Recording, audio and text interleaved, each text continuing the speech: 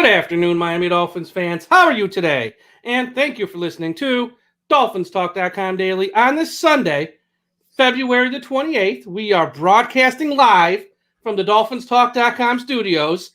I am your host, Mike. Joining me as always is Tom Ernest. Tom, how are you doing today, buddy? Oh, this is such about this for so long. To do this sort of thing, being able to broadcast live, give our thoughts, and still be able to have our shows hit on SoundCloud and everything. This is going to be fantastic, and I can't wait to continue to do this throughout 2021. Yeah, this is a new platform we're trying out. Now, for most of you who are just listening to the podcast, as always, that will not change.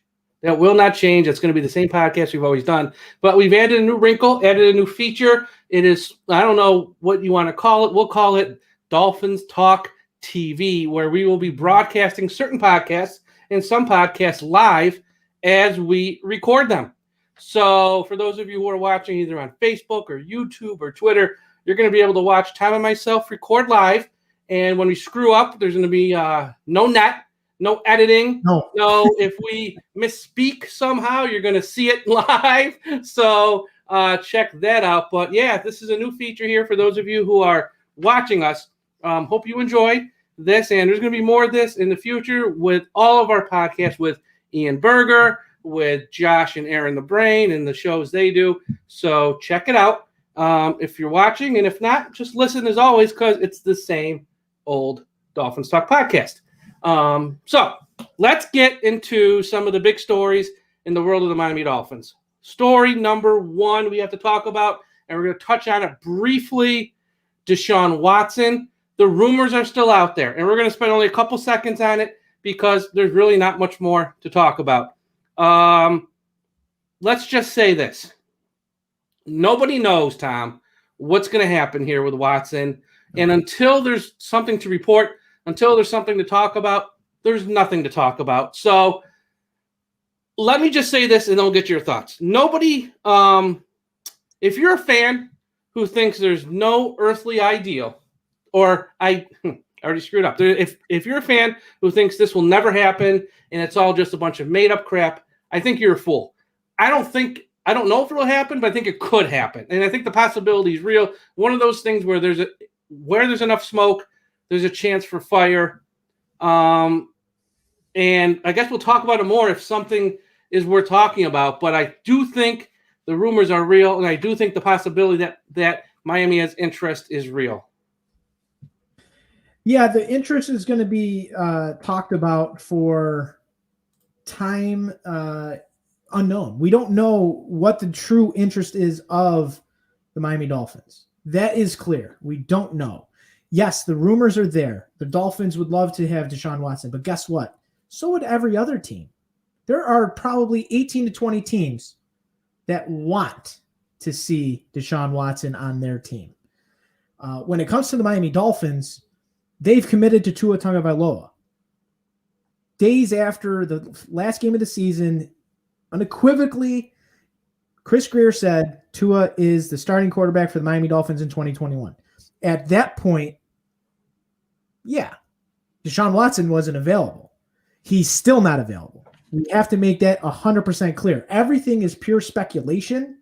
There is no guarantee of anything. And based off what Ian Rappaport said, I believe it was on Friday, is that the Texans are digging in, as Desean Watson is. They have no plans to trade him. And if this goes past free agency and we get to draft night and Watson isn't moved, it's off the table, folks. We have to move on from it and root for the starting quarterback, Tua Tagovailoa. And it looks like he's working hard to be to be a better player now that he has a full offseason ahead of him. He's not rehabbing. He's just physically working out, and he is preparing to lead this team to hopefully greener pastures in 2021. Yeah, and we'll see. Once again, until there's something to talk about, there's nothing to talk about. I'll just say this. I think a lot of fans of the Miami Dolphins right now are very naive on this topic, where they don't want to even talk about it, or they want to put their head in the sand and pretend it's not happening. Folks, something's happening. Now, whether it actually, what the end result is, who the heck knows?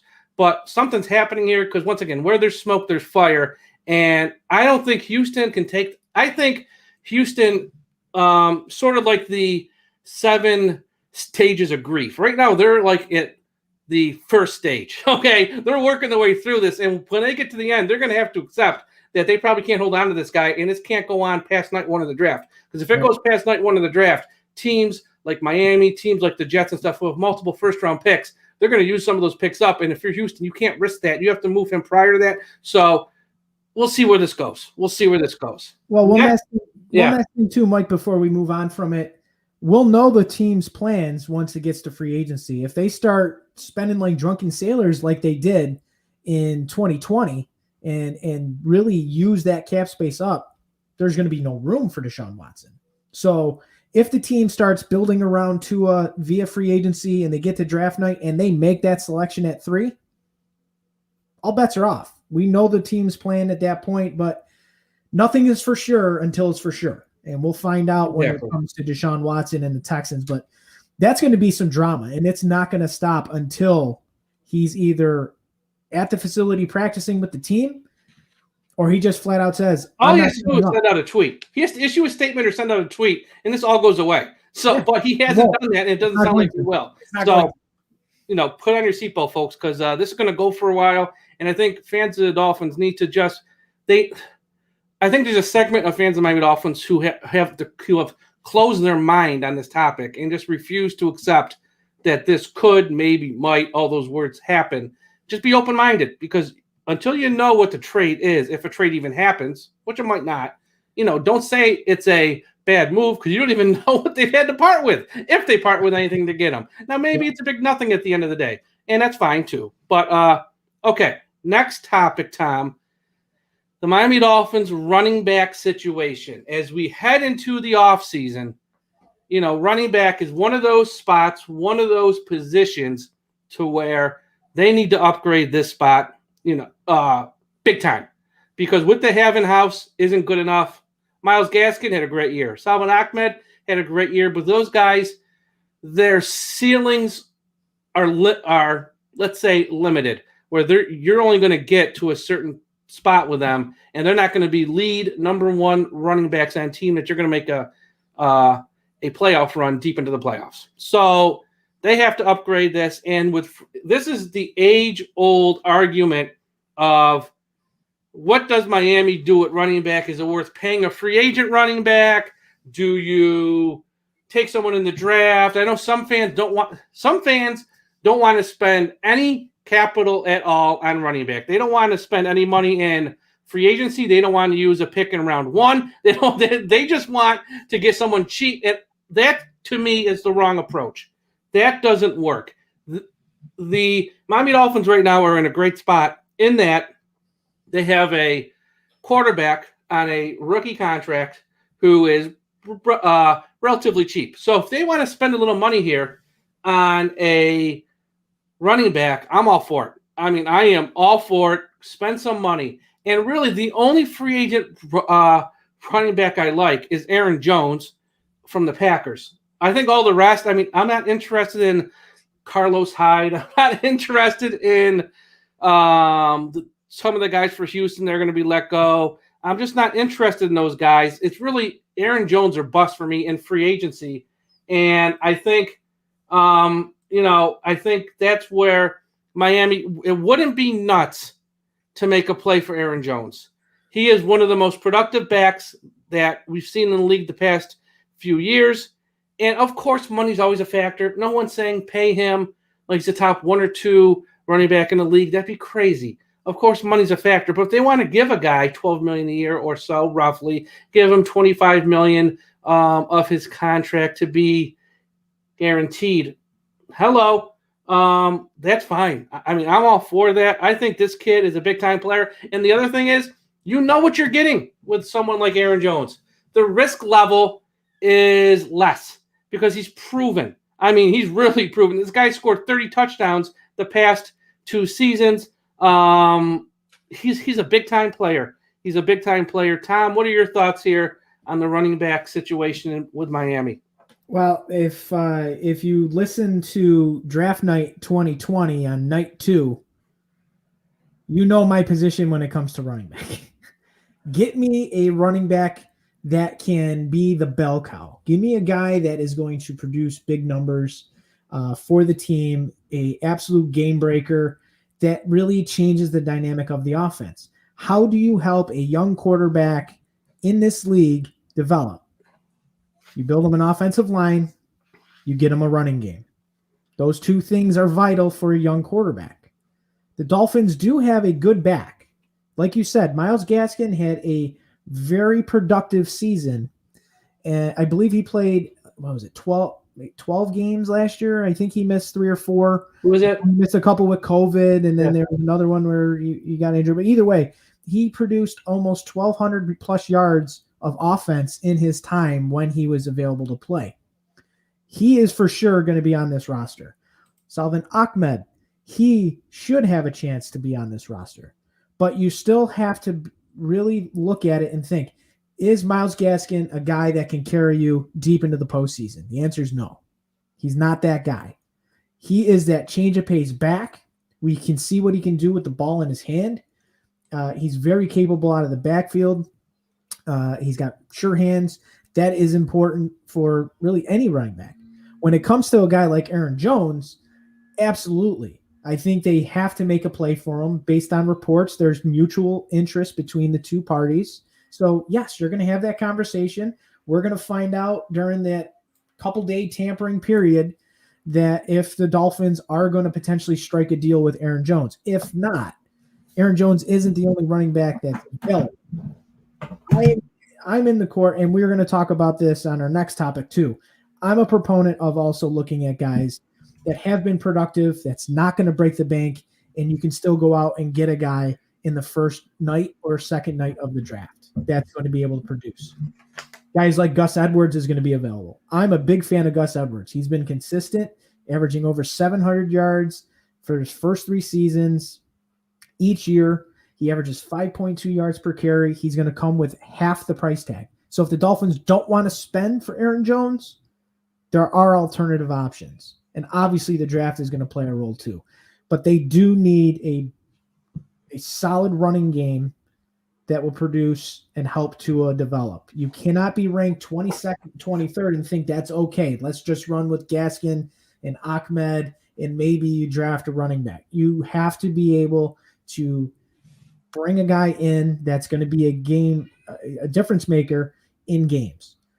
With Gus Edwards, possibly, Aaron Jones, possibly. And then obviously we're going to talk about the draft here in a few minutes, but I think running back is one of those positions they have to address, and they have to address it in the first few days of free agency. If not, it's going to be the first night of the draft. Yeah, and I think it's also one of those things where if they sign someone like Jones, let's say, that doesn't stop you from still drafting Najee Harris. It doesn't stop you from still drafting Travis Etienne. It doesn't stop you from still drafting Javonte Williams. You can have both. Okay, it's not like Myles Gaskin here is Jim Brown. If he's the number 3 running back, that's okay. He's still going to play. He'll still be on the field, but they can upgrade this because of the multitude of picks they have and because of some of the flexibility they have here with the cap to make more money under the cap and be, active players in free agency. It's okay. So they can do both. I know some people go, well, if you sign Jones, you're out on everyone in the draft. No. You can do both. And I also think here why running back is so important to me this offseason, especially with a veteran and someone like a Jones, is because this. Tua Tagovailoa, let's assume they ride with him because I think that's probably the most likely scenario. He's the starting quarterback in 2021. I want a veteran running back behind him who's proven because we need to find out this year if Tua is the guy. And with a rookie, I don't care how good we think that rookie may be with someone like Najee Harris or whoever, a rookie is still a rookie. And there's risk involved, and it takes time for them to learn the NFL game and pass blocking assignments, this, that, and the other. And I don't want to risk Tua being hindered any more in any way than we have to. And I want to give him a proven number 1 NFL running back. And if we have to spend a little bit of money to do that, I'm 100% with it. And, I see something, and I really want to focus on Jones because once again, I don't want to see them go out there and sign a Mark Ingram. I don't want to go out there and see them spend money on Todd. What's his name there for the Rams? Yeah. Todd Yep. Todd Gurley or Hyde or those guys, fine people, fine Americans. Don't want to see them on the Miami Dolphins. It's either Jones or bust for me. And I think I am all for it. This notion that some people have that you don't pay running backs stuff, I think it's hogwash. Jones has caught 97 receptions the past 2 years. He's rushed for over 2,100 yards, scored for 30 touchdowns. And for those of you who say, well, it's because he plays with Aaron Rodgers. It's the Packers offense. Yeah, that's the point. Make Miami's offense more like the Packers. And how do you do that? You add good players. And you put a lot of good players around other good players. You get big-time wide receivers, big-time running back, and you let your quarterback grow, hopefully, which we see in 2021. And we have an offense like the Packers where Aaron Jones will put up similar numbers in Miami that he put up in Green Bay. So this whole notion that, this, that, and the other, that he's only putting up numbers because he played for the Packers, I think is hogwash. I just think Miami needs to invest in running back heavily, both in free agency and the draft. Like I said, if they go out there and pay someone like Jones and then take Javonte Williams, say at pick number 36, and then you pair with the guys we already got, that's a good running back room. That's a very good running back room. One thing I said on social media this past week when having conversations about, potential different players coming in, there is a portion of the fan base, albeit a small portion of the fan base, that is allergic to giving Tua weapons. Exactly. I don't get it. Give your quarterback good players. The running back room last year, we thought Jordan Howard could have been good. He couldn't get past the refrigerator in most days last year. Yeah, he scored touchdowns. He averaged 1.2 yards per carry. It was terrible. He was worse than Kalen Balash. Matt Breida was a shell of who he was in San Francisco. We saw late glimpses of the guy he was in San Francisco, but it was too little too late. I think the team's mind is made up on Breida. They're not going to bring him back. It's his birthday today, too. Thanks for ruining his birthday. You ruined his birthday. But there's two things can be true, right? Yeah. You can bring players in free agency and you can build and bring in guys via the draft. You can do both and be successful at doing both. Miami is in a position to be able to do both. Yes, this year's cap space is not plentiful, obviously, because of what happened with the pandemic and not, filling stadiums up with fans. But I will say this. The Dolphins have been smart with contracts over, for the last 2 years. I believe they've been very smart with contracts. And I think this year will be no different. You could see a guy like Aaron Jones being brought in for big money, $15 million a season, but his cap number is what's important. What's his cap number? And I think they can keep that number low and just backfill, years 2, 3, and give him more money in those years. And then you have an out in year 4 if you give him a 5-year contract. There are ways that you can bring in guys, stay under the cap, keep the flexibility there, and keep building this team, because in 2022, the cap space is going to go probably well above $200 million based on all these TV contracts. And fans going back to the stadiums, which we all can't wait for. We all want to be back at Hard Rock Stadium watching this team play. It's going to be fun, but you can get guys in free agency. Remember, we signed Byron Jones. Who expected that? Raise your hand. Did you expect the Dolphins? Hey, Kyle Vinoy. Byron Jones? Who got $30 million guaranteed, Kyle Vinoy. People forget about that. They think he's out there for free playing, for fun. He got $30 million guaranteed on top of what Jones got. Miami was very active last year. That's why when I see reports saying Miami might not be active, this, that, and the other, folks, they're going to be active. They're going to be active. They will be, and we're going to be here to talk about it. But we definitely want to make sure that all the listeners and everyone viewing knows that the team is going to be players in free agency again. They will be doing it because obviously they have a plan going into the draft. What they would like to do, they hold the 3rd pick. Thank you, Houston. They have the 3rd pick. There's going to be a lot to talk about there, and we're about ready to get into that. Yeah, one more thing I want to close out, because I see this a lot with people who interact with us on the various social media platforms and they're saying it drives me up a wall. If there's one thing that really annoys me right now, this is what I'm about to say. Probably annoys me the most this offseason. These people who have this logic of, well, Miami signed Jordan Howard last year. How did that work out? So never sign a free agent running back ever again because one guy stunk or because you missed on one guy. That logic is so asinine to me. And I feel like it's people who just don't understand how this works. Nobody bats 1,000. You're going to swing and miss on stuff. And that doesn't mean if you swing and miss, you never do anything ever again or try or attempt. These people, it's like their lips are flapping, but their brains are napping. They don't even think about what they say. And it drives me up a wall. Look, the Miami Dolphins, the last time they picked 3rd overall, who did they take? Desean Jordan. So I guess we shouldn't pick number 3 this year because we might get another Desean. The logic makes no sense. And people have no clue what they're talking about when they say stuff like that. Yeah, Jordan Howard was a bad signing. It was a bust. He failed. He was terrible. But guess what? That doesn't mean you don't go out there and try again to improve your running back room in free agency. Just because you swing and miss doesn't mean you stop trying. Right. I mean, it just drives me up a wall. Now, with that, let's get into Manscaped. Nice segue there. Manscaped.com, folks. Everyone go to Manscaped.com. Use the promo code Dolphins Talk and save 20% in your order and also get free shipping. So it's the place where, for all of your male grooming habits, you want to go to Manscaped.com. Obviously, the Lawnmower 3.0. You can get the Weed Whacker. You can get boxer shorts. You can get undershirts. You can get all of their products. They got they have they got the crop mat, the crop mop. They got so many outstanding products. And guys, as we sort of turn to spring here and it gets a little warmer, you want to be groomed. You want to be groomed down there. We all know where down there is. We got to be groomed below the waist, as they like to say at Manscaped. So everyone go to manscaped.com, check out the promo code Dolphins Talk, save 20% on your order, get free shipping, and they do have amazing products. I don't know what else to add on top of that. They have amazing products. Check them out. Last topic, we're going to close out the show.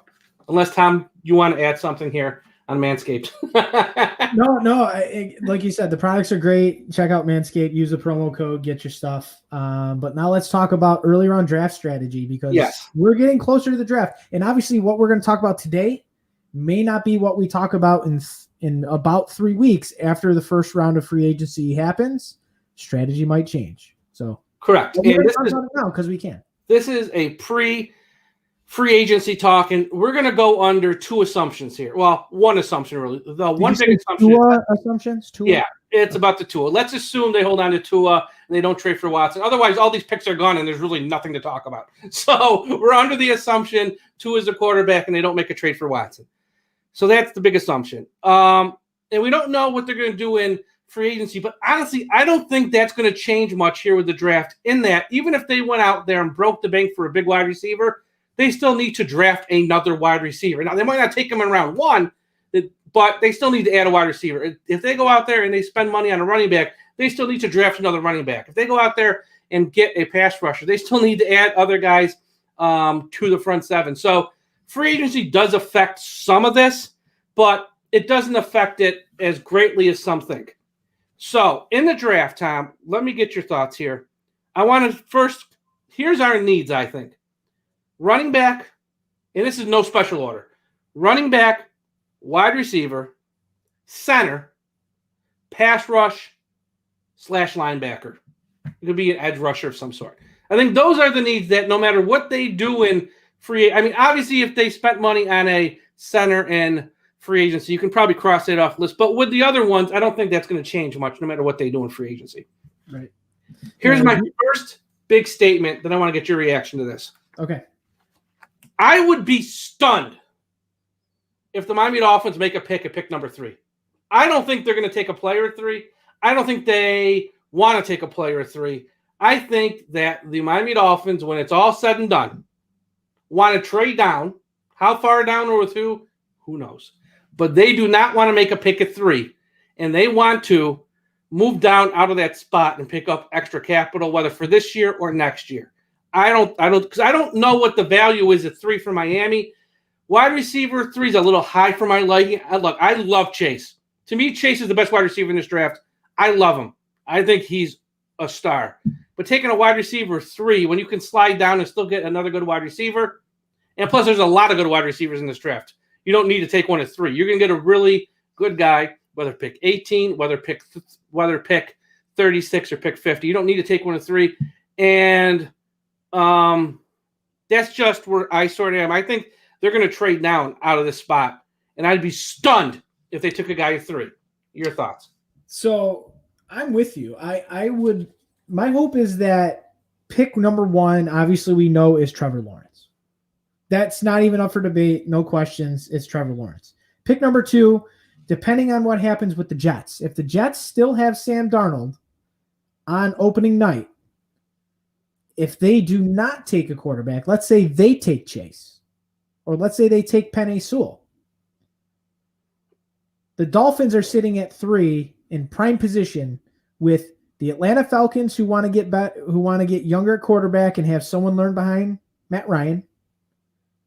You have the Carolina Panthers, who, by all the reports that came out,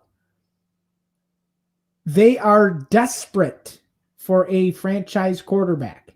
Desperate. So if Desean Watson's off the table and Houston's not trading him on draft night or before draft night, the Carolina Panthers is, from my opinion, the team to watch, because that is the team that is going to want to offer the moon to move up ahead of Atlanta. Now, you got to remember, Atlanta may not want to take a quarterback, but they're going to posture that way because they want Carolina to send as much as they can to pick 3 to move up and take a quarterback, and then Atlanta can get the guy they truly want. So there's going to be a lot of posturing, I think, by Atlanta. I also believe there is a chance that the 49ers are going to be in play. Yes, they don't pick in the top 10. That's okay. I also overshot the Eagles. The Eagles are a chance as well. Are they really sold on Jalen Hurts? I think they are. You think so? I do. I don't know. I think they are. They tried to make it work with Carson Wentz before they moved him. In addition to that, it seemed like I think it was Peterson wanted to play Hurts and Howie Roseman wanted Carson Wentz. So if that's the case, how much does the owner like him? And there's a new coach and regime there. They didn't draft him. So there is a chance the Eagles can move up too. But I agree with you 100%, Mike. Trade back. Get more draft capital, because if you slide back 3 or 4 spots, you're picking up a first-round pick in 2022, right? Yeah. You're going to pick up extra draft capital in this draft. That allows more flexibility, because we're talking about early round draft strategy. If you trade back, now you can go from pick 18, and now you can move up a little bit if you wanted to get a particular player like a Micah Parsons or Shad Bateman or whoever. Yeah. Whoever they want to get, they now have more capital where it's just like they're not going to miss it, but they can get a very good football player still in the top 15 of the draft. Parsons is an interesting name just to remember, I think, for Miami Dolphins fans, because when you look at what Chris Greer and Brian Flores, what they sort of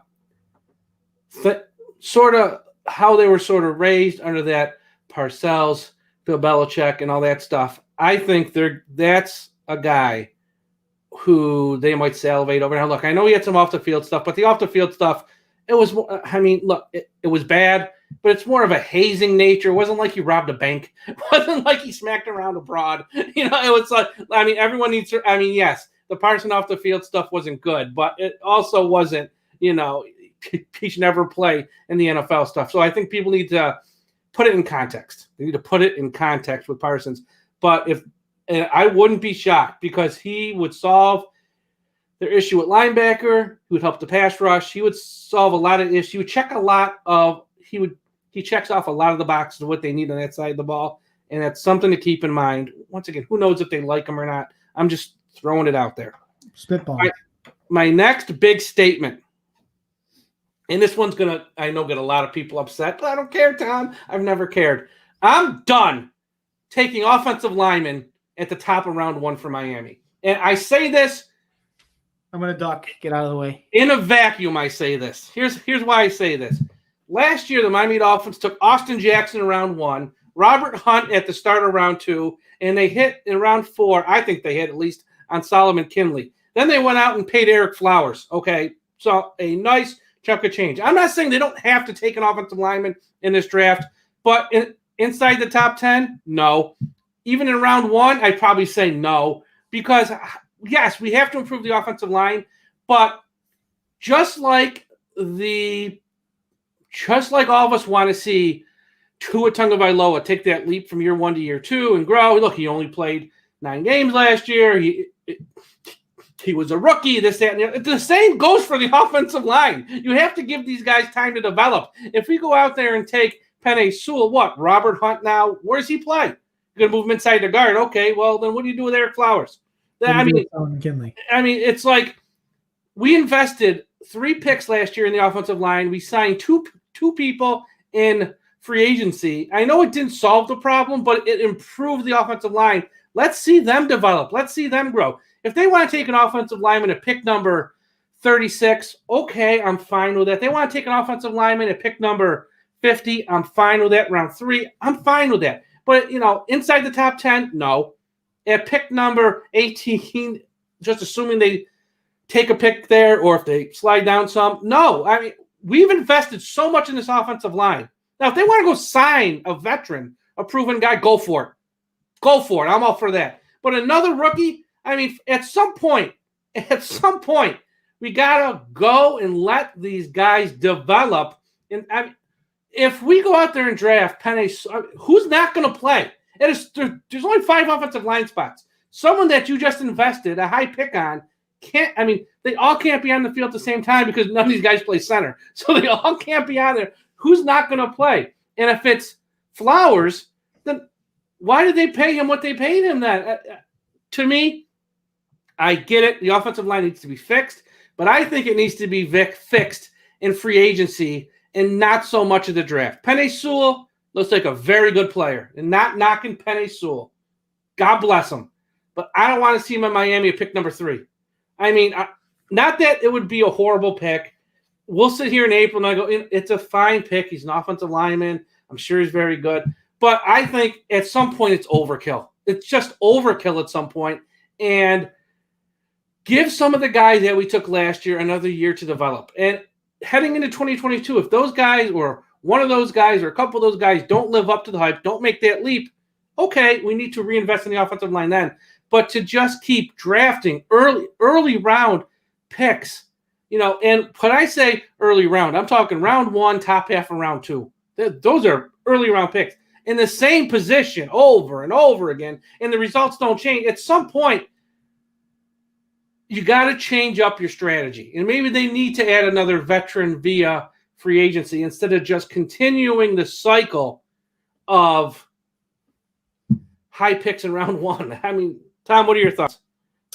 I'm not. All right. So I'll start off with this caveat. I'm not opposed if they believe that Penei Sewell is a complete game changer on the offensive line, then, they make that pick.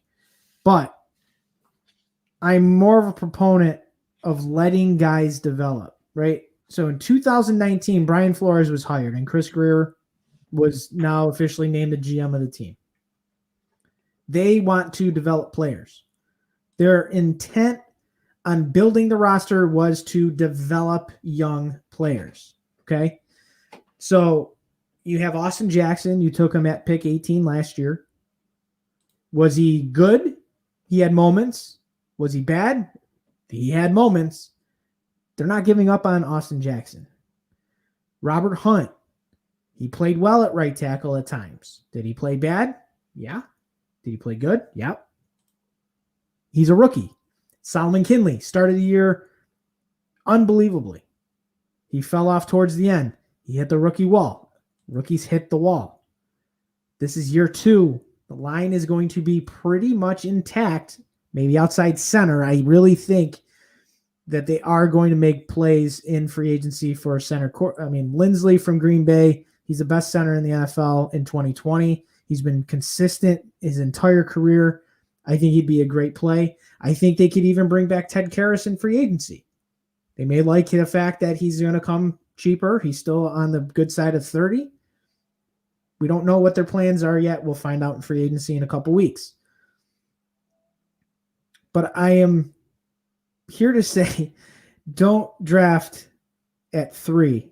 If you can move back and still get a very good offensive lineman, who knows? Penei Sewell is being talked up, but he may not even be picked in the top 5. He might not be the top offensive tackle in the draft. I know there are some people, I think Jeremiah on the NFL Network doesn't have him as the number 1 offensive tackle in this draft. So I do think he'll go top 10. He might not, but he might go the second half of top 10. There's a chance.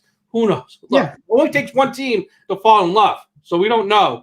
Remember, Tristan Wirfs was the number 1 tackle in the draft last year. By many accounts, he was number 1, and he was one of the last ones taken in the first round. He was the 4th one taken, I think. So offensive linemen can fall. If the Dolphins really want an offensive lineman, they could still get one, not at 3, but they still have an opportunity to do so. But I agree with you, Mike. I think they are going to try to get some guys in free agency. They're not going to spend the moon on another guard. They have Eric Flowers. They're not giving up on Eric Flowers after a year. I thought he played really well, especially in pass protection. He was fantastic. Center is the sweet spot here. Maybe right guard, but I don't think they're ready just to say, all right, Kinley's going to go to the bench. We're going to sign another guard in free agency and be done with it. I think center is the spot they're going to look at. And if they don't sign anyone in free agency and they let Ted Karras walk, they don't sign Corey Lindsley, get me Creed Humphrey, please. Well, that's what they're doing. Then they're setting themselves up to where in the draft they must get someone, which I don't like that. I don't want to be put in a pigeonhole to where you must draft a position in rounds 1 or 2, because I just think then other teams know that and they can leverage that against you and stuff. So I don't like that. But I think center and guard really is, Austin Jackson, I have high hopes for. I think this kid's going to be fine in year 2. He's 21. Yeah, he's really young, and I thought he held his own last year for the most part. Very, very good. I think he was very good. Solomon Kinley, I think he's better at left guard than right guard, but still, Eric Flowers, this is the final year of his deal. So if Solomon Kinley, yeah, well, but they can get rid of him after year 2. He's out before that's year 2. After year 2, they can move on from him. So if Solomon Kinley has to play on the right for one more year before moving to the left, I'm fine with that too. Robert Hunt, he's the question mark at right tackle. He wasn't awful last year, but again, they spent such a high pick on him. You can't give up on the kid after 1 year, and I don't want to see him head to the bench this year if they take someone like Sewell. I want to see Hunt out there. Let's see what he's got. Yeah. Let's develop him. Let's make him better, and let's see what he's got. Center's a question mark. Ted Karras, he was fine. He was fine. Nice guy. Good locker room guy. He was okay. He's fine. But if they can upgrade that spot somehow, I'm all for it.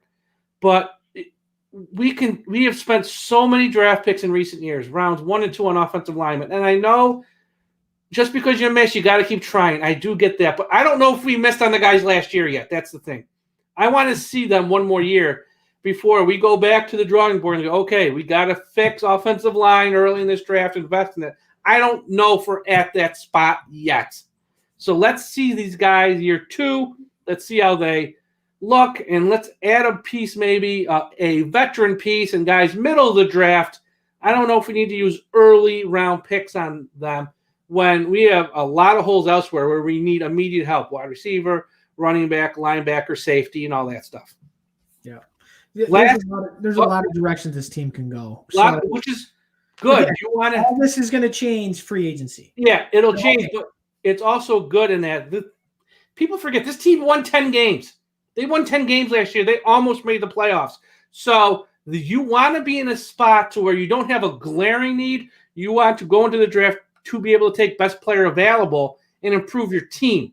And I think that's kind of where Miami is. Yes, they need to improve wide receiver and they need to improve running back. We get that. But they don't have to take one of those spots at pick 3 or 18. They can take those guys in rounds 2 or later if they add a piece in free agency, which would open up this draft greatly for Miami to just take best player available, whether it's a linebacker, whether it's, even Pitts, the tight end. I know we have a great tight end. If they trade back in round 1, Miami, say they're picking 9th or 8th or 10th, whatever, and Pitts is there, it's just like adding a wide receiver because the weapon in the passing game, you pair him with the tight ends we already have. Look out. It makes Miami more complex on offense and improves the offense. You want to be in a spot to take best player available, period, end of story. And that's what I think Miami will use free agency to do because, once again, this team, yes, it has holes. It doesn't have the glaring holes it had last year, though. Last year, they had to do heavy lifting in free agency, heavy lifting in the draft. This year, the heavy lifting's not there. They just need to tweak and fine-tune where they're going.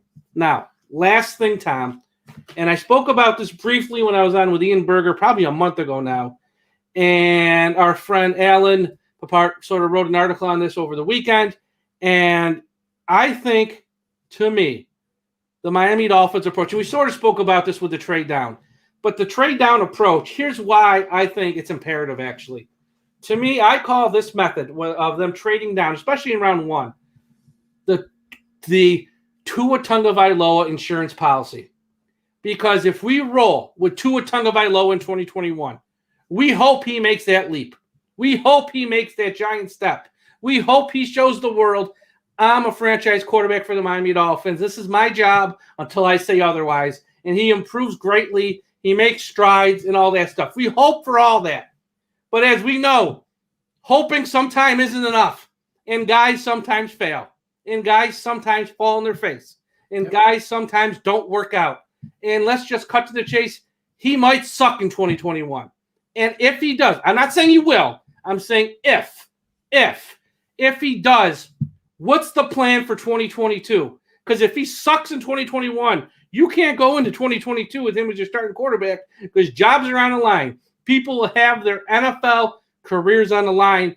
What's the plan? Because in 2022, all this draft capital Miami had in 2020 and 2021, it's gone.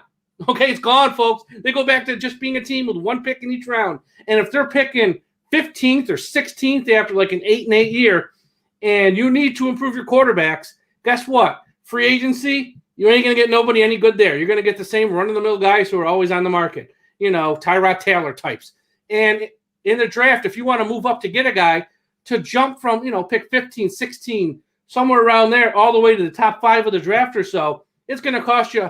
If you don't want to part with picks for Watson, imagine parting with all those picks for an unproven rookie who's going to take a year or 2 to develop. That's really going to drive you nuts. So why the Miami Dolphins, I think, need to take the Tua Tagovailoa insurance policy approaches. You trade down this year because your needs, they're there, but they're not so great because, once again, you're a 10-win team. You trade down. Say you trade down from pick number 3 to 8. Maybe you trade down again from pick 8 to number 15 or 16. Say you take pick number 18 and you trade out of round 1 totally from there, and you accumulate extra draft capital for 2022 in rounds 1 and in rounds 2, because this is why you're set up in 2022. If Tua is great this year in 2021, he's great. You go into 2022 to be able to then add a ton of weapons around him. That doesn't stop you from adding weapons this year. You still got free agency. You still got picks in rounds 1 and 2, multiple ones possibly. But they're just not as high as where you are now. And if Tua sucks this year and you need a quarterback, well, now you go into 2022, multiple first-round picks, multiple second-round picks. And if I got to trade up to pick number 4 to get my next quarterback, it's so much easier. That's why the Miami Dolphins, as we said throughout most of this show, I'd be stunned if they're picking a pick 3. I think they might not just trade down once. I think they might trade down twice from pick 3. They could go from 3 to 8, and they could go from 8 to 12 or 8 to 15, whatever. And then at pick 18, they might trade down again because they're going to add multiple second and third round picks, not only in this year's draft, but add high picks in next year's draft. Because if they roll with Tua, let's go under that assumption, no Watson, Tua, you got to protect yourself in case he doesn't make that leap. He doesn't show he's the guy. And that's how you do that. by adding picks in next year's draft to have an insurance policy that you can find your next quarterback if he shows he's not. We hope that that's not the case. But you have to be prepared for it. Yeah, I think it's the smart thing to do. 100% agree with you. When it comes down to it, you have to be cautious with what you do at 3.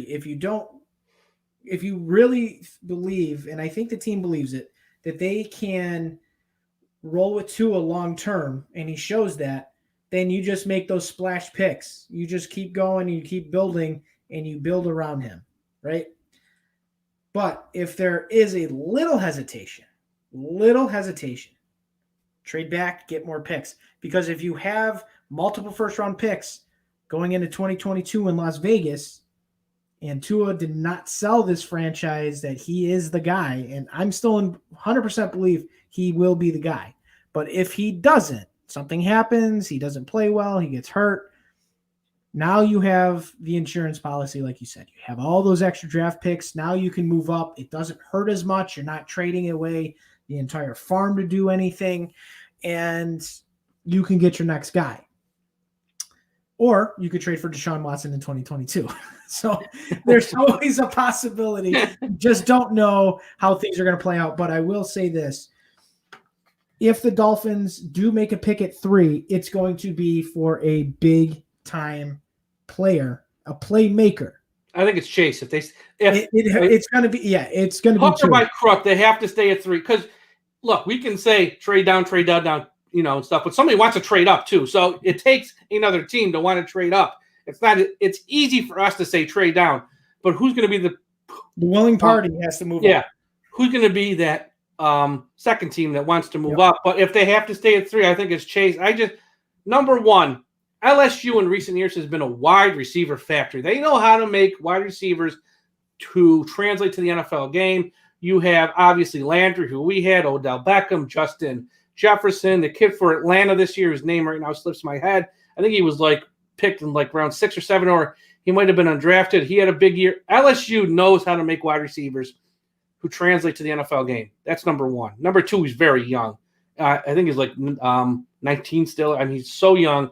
And he had a huge 2019 season, obviously sat out 2020. The thing with Smith, look, Devontae Smith, nobody's knocking Devontae Smith. I just don't want to take a guy who's built like he's built with that size at pick number 3. That's just me. I might be wrong. He might be the greatest wide receiver in NFL history when it's all said and done. I just have a lot of fear of someone built that way taking him at number 3. I will say this, real quick. Yeah, go ahead. Say this. When it comes to Jalen Waddle and Devonta Smith, I don't care that they have history with Tua. I don't care. You take the best wide receiver in the draft. If that's Smith, you take Smith. If it's Waddle, you take Waddle. If it's Chase, you take Chase. But at the end of the day, I don't care that they have camaraderie with Tua. Tua needs to learn how to play with other players, not just the guys he was used to in Alabama. So if it's we can't take every Alabama player. We can't take every Alabama player. We can't take Harris. We can't take Waddle. I mean, you can't do that. Yeah. And go ahead. But with Smith too, his frame is what it is right now. That doesn't mean when he gets into Miami that they're not going to put him on a program that's going to bulk him up an extra 15 pounds to get his frame more ready for this NFL beating he's about to take, and not have him lose any of that 4.2 around that 4.2 speed that he's got. So nothing is off the table. No, it's off the table. But we have to all think about this as you take the best player available at 3 if you're staying at 3. And if it's not Smith or Waddle, you can't be mad about it. If it's Chase, you should be ecstatic. If it's Waddle, you should be ecstatic. If it's Smith, you should be ecstatic. They're giving 4 guys. Hey, I spoke to an NFL guy who I respect, not a source or anything, so don't go reading into that, who said Kyle Pitts should be a top 5 pick in this draft. So I'm not saying Miami should take him there, but I'm saying don't be stunned if somebody does, because I think as a weapon in this modern NFL, and we see the passing games and how tight ends are used, Pitts is big time. Okay, but for Miami, look, if they trade back like we said, say they go down to pick 8 and they get Smith there, that's great. I'm fine with that because it let them take extra capital. So we'll see how this plays out. We're a long time to the draft. I'm sure there's going to be a lot of leaks. Going to be a lot of rumors. There's going to be a lot of everything between now and then. But we wanted to pop on and do a show because after the season and the way the season ended, Tom, I don't know about you, I was exhausted. Last year, it was a lot. And it obviously didn't end the way we wanted it to end, but they did win 10 games. They did take a giant leap from year 1 to year 2, and the team improved. And I think this offseason is going to be fun. I do think they'll be somewhat active in free agency. I think the Miami Dolphins, and if you look back in their history, almost every year, with the exception of the year where they stripped everything away, they make one big signing every year. Now, I don't know who it's going to be, and we still have to see who's going to get the franchise tag. I know now they can start to apply the tag. I don't think so not Rock. Yeah. It's cheap. Yeah, so we'll see what they do there. Wide receivers, like guys like Robinson, I would love to have them. Just don't know if it's financially feasible. Juju Smith-Schuster, I'm not a huge fan, but he would improve the team clearly. I'm just not a huge fan of him personality-wise and with his off-the-field antics. Kenny Galladay for the Lions. When he's healthy, he's great. But I do think we might see them go with like a Marvin Jones type or a T.Y. Hilton, like on a short deal. I could absolutely see that. And then obviously add a wide receiver. Curtis Samuel, that's my guy. I would love Curtis Samuel. I just don't know if there's a younger version of Albert Wilson. That's my costume. He's a younger version of Albert Wilson. And I love Albert Wilson, but I also think he's I don't want to say a lot better than Wilson, but he's a step above Wilson, I think. So there's that there. We'll see. A lot of wide receivers. And we also didn't mention the one for Tampa Bay, but I think he's going to get the tag there. And Godwin's going to get the tag. I think Robinson's even going to get the tag too in Chicago. Because I think it makes sense to put on the tag and then try to trade him. Because that's what I think some of those what will happen with some of those guys. But if they get someone like a Samuel, if they get someone like a Hilton, even if they got Marvin Jones, when you put him on the field next to Preston Williams, who I know has got injury history, same with Parker, those three healthy, wide receivers in need, don't get me wrong, because they do need some youth there and stuff, but it's much improved over what they had last year. And when we look back at that 2020 season, the Miami Dolphins season shifted with the Preston Williams injury. That Arizona game, Tua was outstanding, and that's what everyone looks at. Tua was great in that game. After that game, he wasn't the same. What happened? I'll tell you what happened. He literally had nobody to throw the ball to. Preston Williams was gone. Parker, teams could then shift coverage to him. Then he got hurt and missed time, and nobody could step up. Malcolm Perry, Lynn Bowden, they're converted quarterbacks. They're learning wide receiver. We're in a playoff chase. There was nobody to throw the ball to. Fitzpatrick had his success because he's an old man who's seen everything. He's just going to fling it, and he doesn't care if it gets intercepted because that's his reputation anyways. He's got nothing to lose. For a young quarterback who's trying to lead a team to the playoffs, it's different. So I do cut him some slack there, Tua, but they need wide receivers, and I think one of those guys in free agency helps. Doesn't need to be the biggest name, but like I said, if it's a Hilton or like a Marvin Jones, I'm okay with that. And then add a piece in the draft because I think this draft for wide receivers is deep, which is another reason why you can trade down from 3. Yeah. And if you can you will get a good wide receiver late round 1, top of round 2. No, you will get a good wide receiver. There's a kid from Minnesota. You got the kid from Purdue. There's a bunch of them out there. So it's going to be a fun offseason, Tom. Yeah, it's going to be great. I'm excited. Over the next couple of weeks, we're going to be talking about this stuff. We're going to have more, obviously, podcasts. We're going to have live shows. We're going to talk about all this, and we are going to be here with the breaking news when it comes to the Miami Dolphins and free agency. When news breaks, we are going to give it to you as always. So we appreciate everyone listening, and we appreciate everyone watching. So this was fun, Mike. I'm really happy that we started doing this, and I'm looking forward to doing this all. Yeah, and let's just say that again for some people who might have missed it at the top of the show, or who are watching us live right now and tuned in late. This is a new platform we're going to be doing.